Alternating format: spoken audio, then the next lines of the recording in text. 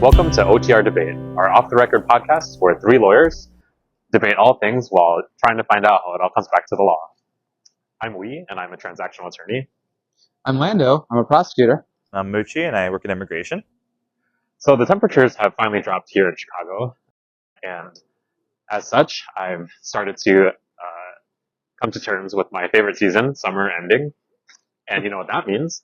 It's now everyone else's favorite season, spooky season. And what better way to celebrate this season than to do a good old traditional autumnal debate? Like I used to do with my family. Tonight we'll be debating regional legends of creepy children-like creatures, and not the ones who come to your house for Halloween asking for candy. As always, the format is opening statements, followed by some questions by me, your judge, then to closings, and I'll make my verdict. Shall we get started? Yeah, Yes, let's do it. 3 different states, Michigan, Ohio, and Connecticut, have been terrorized by the Melonheads. They are small, kid-sized creatures with abnormally large heads and razor-sharp teeth and glowing either red or orange eyes, and they live out in the forest, in the woods. They grab unsuspecting hikers or joggers or livestock or pets or small children or teenagers and take them back to their tunnels and eat them, kill them. Who knows? They're never seen again. I think the Melonheads are much creepier than the black-eyed kids, whoever those are. Don't let them in. Whatever you do, don't let them in. They might ask you politely. They might ask to use your phone. But you'll notice that their eyes are pure black. And those clothes, they just don't seem right. Why are they asking to come in? Where are their parents? Why are they at your door in the middle of the night in the dead of winter? These black-eyed kids are much scarier than some fruit-headed kids. All right, so I think we all want to hear some more details about your urban legends. Can you tell me exactly what they are and why they're creepy? Yeah, Mucci, if you don't mind, I'll go first on this one. So, black-eyed children, black-eyed kids. There are stories that date back to my favorite decade, the 80s, but I think they were firmly planted as an urban legend in 1996 through a leaked email from Brian Bethel.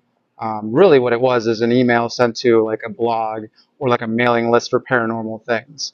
But in that email, he lists an encounter that he has as he's a journalist and he stopped at a movie theater at night to write a check or something. He was there.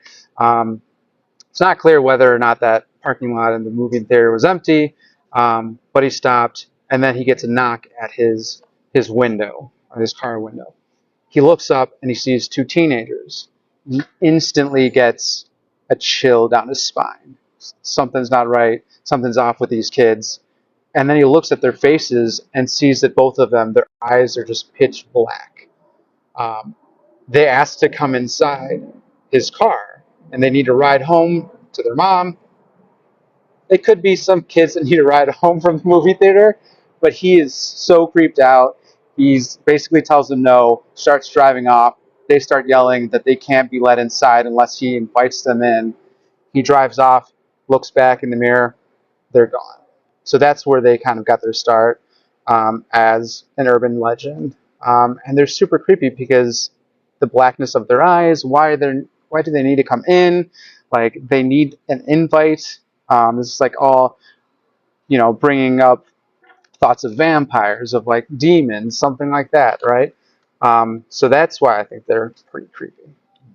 Okay. Well, as I was saying in my opening, this lore kind of originated or has its origins in Michigan and has spread to like 2 other states, Ohio and Connecticut. And in Michigan, the lore is basically that these kids were in some kind of mental institution because of their hydrocephalic large heads, and they were researched and potentially abused.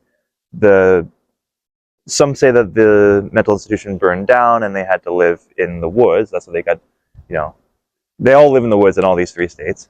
And some say they live in what's called the Felt Mansion near Saugatuck, and people sometimes see them in the windows there or living in the woods around it. In Ohio, the legend more commonly is that this doctor, Dr. Crow, was this kind of mad scientist doctor who experimented on these kids, and that's how they got their large heads. And he was basically doing torturous experiments to them. They eventually rose up against him and attacked him and killed him and burned the house down, and then escaped out into the woods where they live. And then finally in Connecticut, the more common story there is more of just a family that was like unique and did witchcraft and were kind of isolated, ostracized from society, and had to live out in the woods. And that by that being ostracized, they inbred with themselves, and that's how over time they develop these abnormally large heads. Oh, and going back to Ohio real quick, another explanation for the story is that Dr. Crow is actually a benevolent doctor who took these kids in after the U.S. government experimented on them and then brought them to his doorstep to just take them in. So, yeah, they seem to be a little bit more violent in some ways. I mean, the stories that are about them, like someone walking with their pet dog and the dog being snatched up and eaten. This one story of this guy's like mom being, basically stabbed or bitten a bunch of times and bleeding all over and having to go to the hospital. So they just seem more violent and more dangerous. All right, can you guys share some further anecdotal evidence that will illustrate more of your respective legends' creepiness? Yeah, of course. I don't know if Mucci has any more, but I've got some. Yeah. Do you want to go first? Yeah, sure.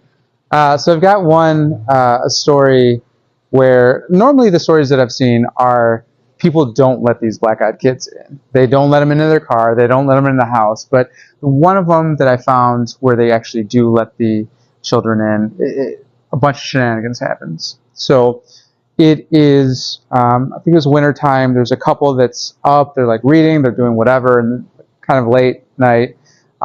They hear a knock at their door, like usual. They go outside to see who it is. It's these 2 younger kids.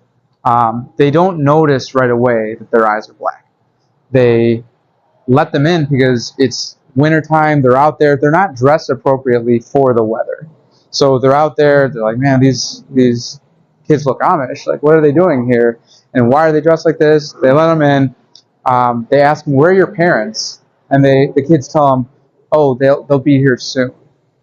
And so they let them in. The kids just kind of beeline it to the bathroom. And as they do this, before they do that, the cat's freaking out. The cat's going all over the place. Normally this cat's nice, apparently. They go to the bathroom. All the lights go out. The power goes out. The couple's like, what's going on? The kids are in the middle of a hallway, just staring at them. And they say that their parents are there. And so now they're freaking out because right before they went to the bathroom, they saw that the kids had black eyes. They didn't pay much attention to it, but the woman was terrified. The kids then go outside. Pitch dark. All the lights in the house are off. Go outside. The couple sees that there's 2 tall, slender men dressed in black, which brings up, thoughts of Men in Black. Not like Will Smith and the other guy, but like the Men in Black that come after like alien encounters and stuff like that. So they see these guys that are just standing at the end of the driveway. The couple's like, hey, like trying to like wave to them or say something, and they're not paying attention. They all go off. Meanwhile, the man had been having nosebleeds that entire time. He was getting dizzy. The woman was feeling queasy and feeling really like scared. The following weeks, they all start to feel these symptoms of feeling dizzy. The guy was getting nosebleeds again. Ultimately, it turns out he has cancer, so he gets really sick. The woman has all these symptoms afterward. The cat dies. Apparently, they lose another cat. So, like, all these shenanigans start happening within the house after the kids leave. but just the scariest kind of creepy kind of encounter of these just men showing up at the end of a driveway, like not saying anything, picking up these kids that have black eyes, just pretty creepy. Yeah, I'm a little creeped out. Yeah, The cat died. Did George Costanza just forget to feed it? yeah, that's, you know what, that was an episode of Seinfeld. Well, if I could share something about these wild, vicious melonhead children. There was this story, I think it took place in the 80s, that this guy shared. His family's, carving pumpkins and just having pizza outside at their home, like like a picnic table they had outside. And they start to head inside, and the mom's like, okay, I'm going to clean this stuff up, and she's going to like wrap everything up, throw things out, bring it back inside. And she's outside for a while, so like, hey, where's mom? And after like 20 minutes or something. And she just runs inside. She's like all bloody. And she's like, close the door, close the door, close the door. So they like get her inside.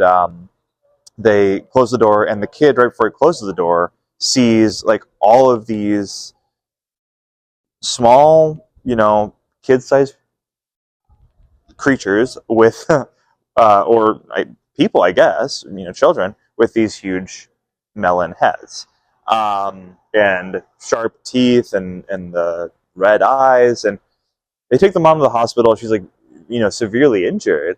And at the hospital, she's kind of telling about what happened. And, she was cleaning stuff up, and she noticed that one of the jack-o'-lanterns they were carving fell off the table, and she went to pick it up. And then she just gets like pounced on by something, like multiple small things. And she's feeling like pricks and stabs, and like just like she's feeling these things like biting into her or something. You like just kind of has to like shake them off, and eventually is able to get to like the door to like turn on the porch light and ask to be let in. But once she is able to see what's attacking her, she sees these like as described, these huge headed kids that are just like viciously going after her. A little while later, about a month later, they find a hole. And as I said, they tend to live in like these holes, these tunnels, underground and stuff. And the kid and his dad like pour gasoline down the hole to like hopefully kill off whatever attacked his mom, because he's like traumatized by it. Interesting. Okay. But she's alive though? Well, not anymore. Right. At the time, after the incident. Yes, she survived. He did go on to... Those children in the hole aren't. Well, if they were there, they're not anymore. I mean, if gasoline kills them, maybe gasoline doesn't kill them. Oh. Maybe they drink it. That's why their heads got so big. All right, before we get to question number 3, I just want to make sure that you guys all subscribe to our YouTube channel, follow us on TikTok, Instagram, Facebook, X, Threads, whatever you're on, follow us, find us. So let's get back into it. Question 3, final question of the night. Tie this back to the law. How does your urban legend relate to the law? Well, as I just mentioned a little bit ago, this guy who shared this story mentioned how he poured gasoline down this hole where he thought that these creatures lived and presumably killed them. Every story does say that they're human, so presumably he's saying that he hopes he killed other humans. Children. Children, yeah. And if you hear about the backstory, like they're all pretty tragic.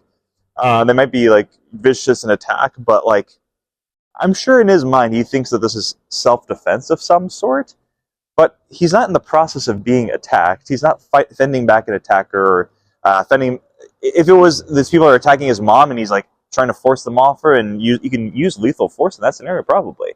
But this is just revenge.